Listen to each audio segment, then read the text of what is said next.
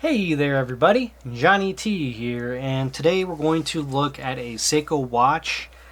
I believe it's from the 80s. It's a Mickey Mouse watch. It came in a box with the papers and everything. So the reason why I think this is probably from the 80s is because the warranty information seems to indicate that it was from the late 80s, 87 in particular. As we can see here, September 30th, 1987. Yeah. So that's really my best indicator. What's really cool about this warranty paper is it's got Seiko printed in the background all over. Which is kind of cool. I guess it's a way to like watermark your limited warranties. But otherwise, the booklet is pretty basic, is what I would call it. Bunch of warranty information, all the service network information, and all these different countries and their addresses, which is pretty cool. Going in the USA. Oh, we got several in the USA. So we got Chicago, Dallas, Honolulu, Los Angeles, New York. I wonder if these are all still in business. Atlanta. Yeah, interesting. Surely they've expanded by now, right? And here is our limited 1-year warranty repair coupon. It's got our watch serial number, the case number, etc. I should compare this to the watch, shouldn't I? Just to kind of make sure. I wonder what this black. I wonder what this black square was for. Interesting. So yeah, let's take a look at the watch. So this is, I don't think it's new old stock. It's got a printed photo of it, which is interesting. Yeah, that should be the watch right there. I don't know what that's about. Maybe somebody cut it out of a magazine or something? Not sure. Seems very 80s-y to me, doesn't it? So we've got all of our extra links. This is Spidel band, but these are the actual links to the watch, I believe. So we have all those. And then we have the watch itself. But before we look at that, so this used to have a price of $200. I wonder if that's the model. STB196. And then on the other side we've got Disney and Co. That's a sticker over the Seiko. You see the Seiko in the back? Yeah, sticker over Seiko logo. It's kind of cool. And then we just have a plastic box. Seiko quartz. It says Seiko quartz here. And it says made in the USA by Buffcore. And then it looks like it has some kind of a... No, that's it. Made in the USA by Buffcore. Bottom of the box, sides, nothing else to really talk about, although it is kind of... I don't know what you would call that pattern, but it's got that going on, which is neat. This definitely feels like it's from the 80s, 100%. Okay, so we got a nice little twisted up watch holder here to accommodate the small wrist size that this would have accommodated after its sizing. We have several, let's get this down here so we could actually look at this. So we've got several different micro adjustments here, which is very nice. Looks like there is 5 in total. We have the Seiko SQ, I forgot what that stands for, logo. I should I'll throw it in the description once I find it. This is all pretty standard for Seikos from the 80s, especially. It was made in Japan. The probably not gonna be able to pick that up, but you know what? I'll take the. So what I like to do is I like to. This is the clasp pin.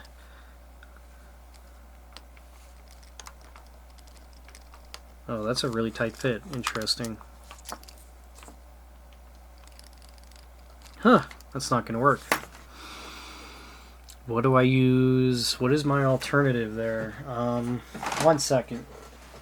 It's kind of rare to find a spring bar that won't fit in. I'm pretty sure I have something somewhere. This will work. I got a bunch of dental picks that I bought at a garage sale. No, sorry, this won't work. That I use for stuff like this, just in case.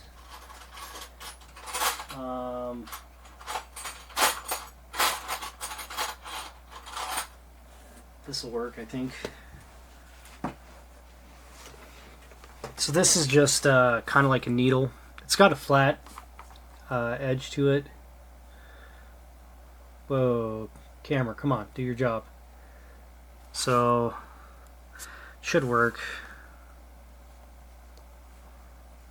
Nope, still too thick. Is this not a spring bar?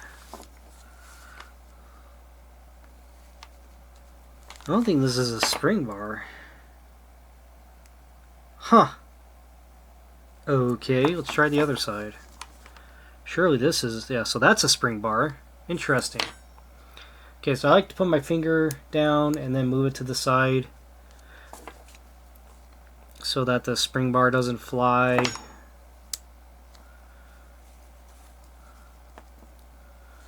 And this is so tight that I have to do the other end now. Alright, so I got that out. Okay, so now we can take a look. You can tell this watch has been worn quite a bit and loved because of all of the dirt and the grime in the inside of the clasp. Yeah, that should clean up pretty okay. It's on my finger now. Yeah, that's all dead skin cells, somebody's DNA. You can also tell it's worn because the gold plating is worn in the high areas, like the logo and the edges. So this has a bunch of information on it I wanted to look at. I do have to clean it up a little perhaps, but it says base metal, base metal top, stainless steel back, Japan, and then it says B. Very cool. So Seikos usually have serial numbers on their parts like that, and then the other end also has a serial number, and then we have the Seiko itself. So a good way to find this particular watch would be to look up the movement, which is a 2a23, and then the rest of this, I'm not sure what this number is, but -0089 in like eBay, and this particular watch would show up because a lot of the times we don't remember what the model number is. But look at that. It's got that really cool sunray pattern. Walt Disney Company. I think that says Japan on there. And then the information gets very small. But my camera should be picking that up. I can't read it though. This is a standard Mickey Mouse watch where his hands are the hands, literally. Let's see if we can get it to change. Okay, so didn't want to change there. We want the date to move forward to indicate that it's working. Also, the 12 o'clock's got a star on it. And so does the 6 o'clock and the, 9 o'clock. There's also a star over here. It's kind of cool. On the 3 o'clock. Let's see. Wait, nothing happened. Did I already go March 4? Hold on. Here we go. 5. There it goes, Wednesday, and then I'm not sure what language that is. Cool, so that's working. Quick change is working in both directions. Very good. I think this is going to work once I get a battery in it. Let's take a look at the serial number though. Do we remember what the serial number was in the booklet? Because I don't know if it'll affect the value of the watch, but it's kind of cool to have everything together, huh? 783285. 783285. So yeah, all of the warranty information matches the watch. And you can see it's got some wear on there. All the links have scratches and things of that nature. It doesn't really look like there's too much of the plating coming up. In some places there are. Usually the part of the watch that wears on the bottom of your wrist, like I think this side of the watch generally wears more than that side on most watches, is my experience. But yeah, wow, beautiful. And I'm convinced that this also goes to this watch, and that probably is the actual model number. So beautiful. Okay, well, now that we've kind of gone over all that, let's figure out how to get the case back off. I'm going to take the watch for a moment and just kind of inspect it off camera. I'm not seeing a lip anywhere, actually. Usually there's a lip. I think it's over here.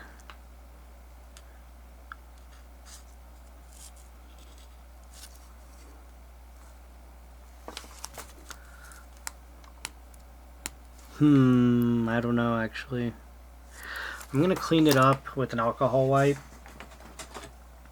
just to kind of see if perhaps maybe that will uncover our lip, because otherwise I don't really see where I'm supposed to attack it. Oh, I see now. Okay, I think that's where. One moment. Yes. Okay, so the lip is at the top here. Pretty sure that's it right there. Or it's at the bottom technically, isn't it? But yeah, that seems to be, because I see a gap there. It's dirty, but it's there. So, because this watch is used, I'm not going to pay special attention to it. I'm going to just kind of come in and attack it. So let's see what happens. Hope for the best.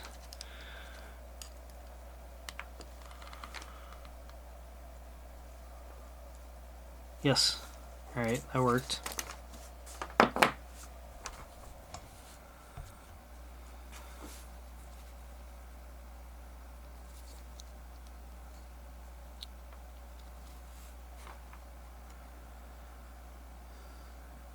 Okay, so this, what does it say?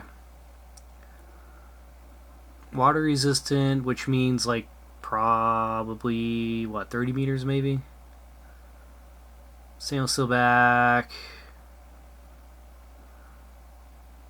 Seiko Time Corp, Seiko, Japan L. It's got a stain up here, which means it's probably, I mean, this gasket's very old. I mean, I'm not going to worry about the gasket on this, to be honest. I think with a watch this old that just says water resistant, you shouldn't be taking it in the shower or the pool. Is like my advice. I'm gonna come in with this. So the alcohol wipe did take away some of the gunk on this case back. I'm gonna go over it one more time and kind of clean up the gasket as well. But I'm also going to very carefully like bundle up my alcohol wipe in the corner here, and then I'm just gonna clean up the rim a little bit.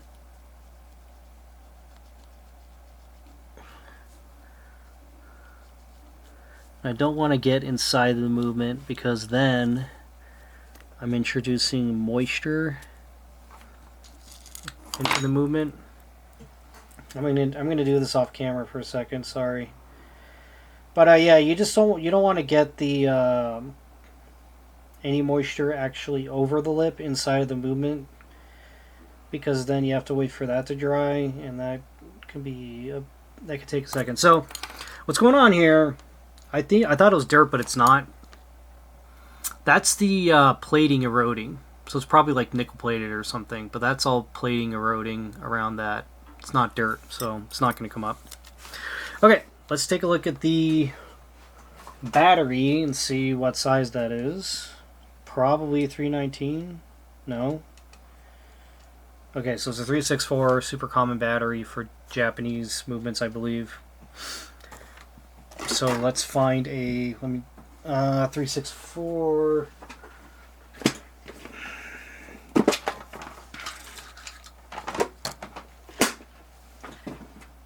Got me a Blue Dot 364.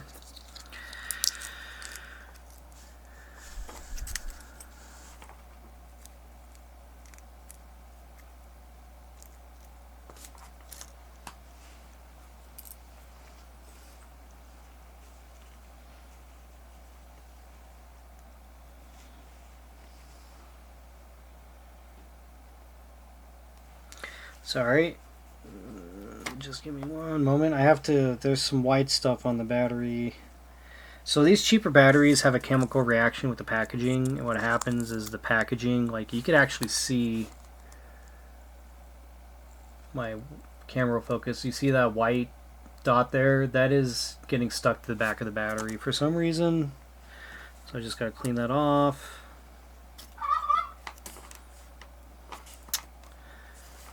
And now I could place my battery in. This is the correct size, I believe. And it's popping out a little, so I can't really, it won't stay in. So I'm going to put the case back on. There is a notch in this case back, so it only goes on one way. That notch is always designated for the crown. And this should go on, yeah. Okay, so moment of truth. It's not running. Oh, it's running. It was running.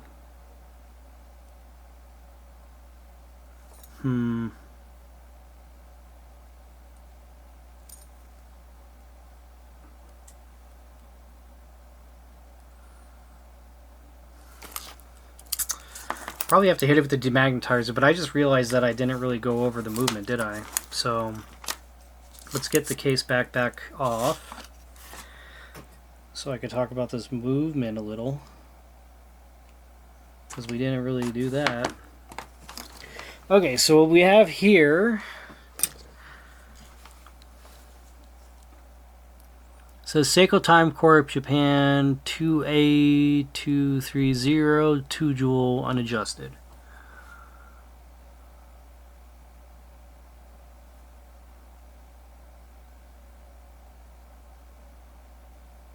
Beautiful. Okay, let's get I just realized my case back wasn't actually on, and that's probably why it wasn't running, because the case back is what is pushing the battery in. So maybe, just maybe, if I install my case back on all the way,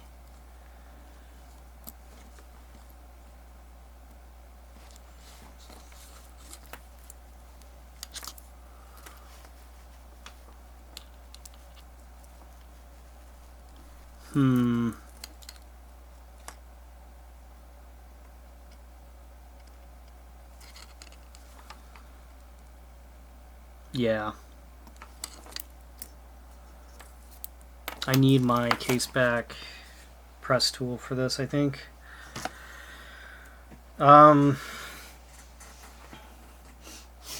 So the I'm gonna adjust my camera.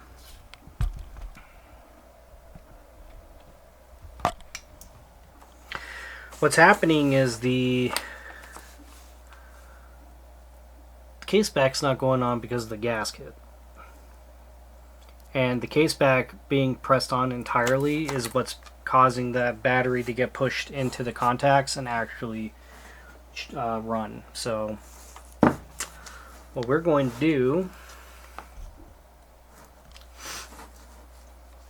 is we're going to press this case in, because the method I'm using, which is my fingers, is just not going to work.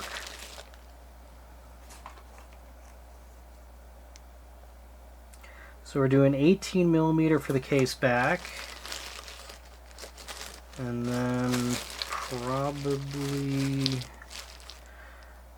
I would think, like 20 millimeter for the front, perhaps.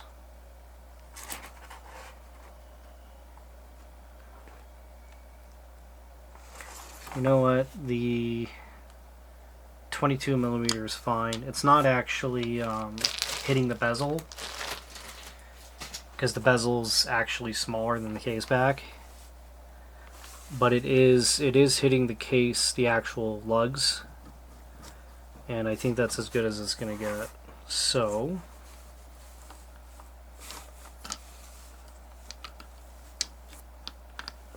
yeah.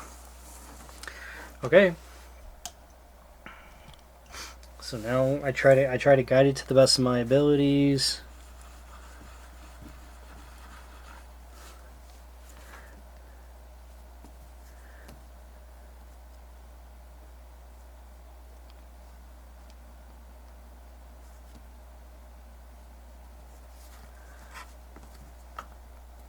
Just heard it click.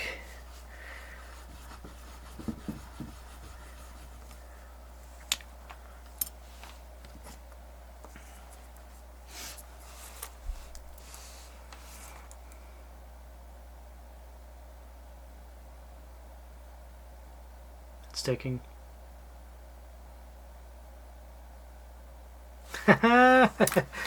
Right on.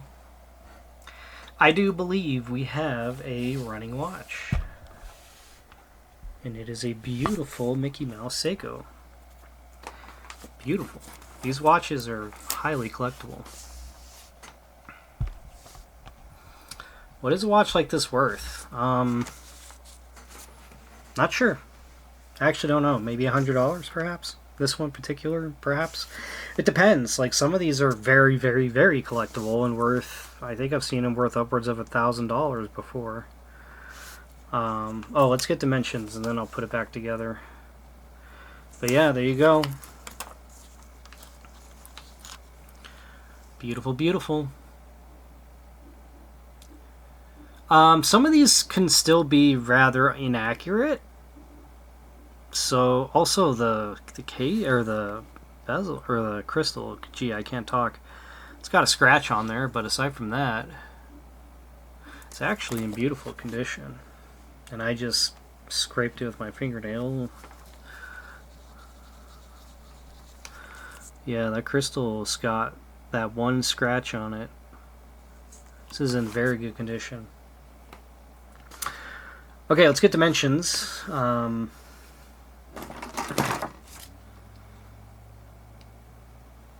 So we have 23.4 millimeter case size. Thickness is 6.8 millimeters. Lug to lug is 28.3 millimeters. And then I believe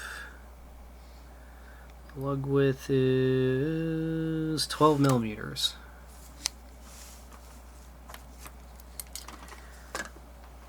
It is it's not a two-tone watch. It is solid gold. That's nice. You know, a lot of watches from the 80s were two-tone. This is a all gold tone. which actually makes it a bit more collectible. Okay, so I'm going to put this at the very end.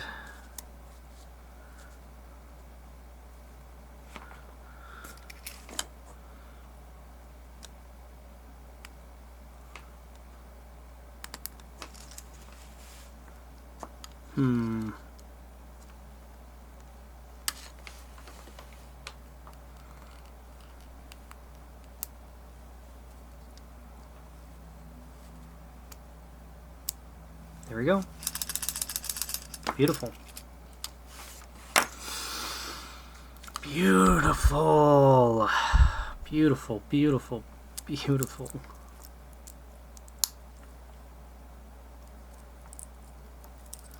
What a wonderful little watch. Wonderful. And we have all of these links too. And the links appear to be brand new, never worn.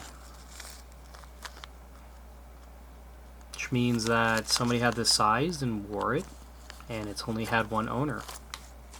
With all the warranty information, and the box, and everything. It's got everything. Amazing. Yeah, I don't know. So some of these Mickey Mouse watches, I mean, this one could be worth $300. I'm not sure. Having it have all of this original stuff with it, I'm sure it increases the value. This Seiko Spidle, whatever. Oh no, it's not a Spidle. Yeah, it is. I don't know what this is about. It doesn't go with the watch, so I'm not gonna include that in my listing. But beautiful. Huh. Yes, right on. Okay, well, thank you so much for watching. If I helped you fix your beautiful sunray Mickey Mouse watch made by Seiko, feel free to like and subscribe. If you found this interesting, do so as well. I'd appreciate that very much. And yeah, I'm going to time this and probably throw it up on eBay. Not sure what I can get for it, but I'm sure I could get something. Right on. Well, I'll see you all in the next one. In the meantime, have a great day, and yeah, take care.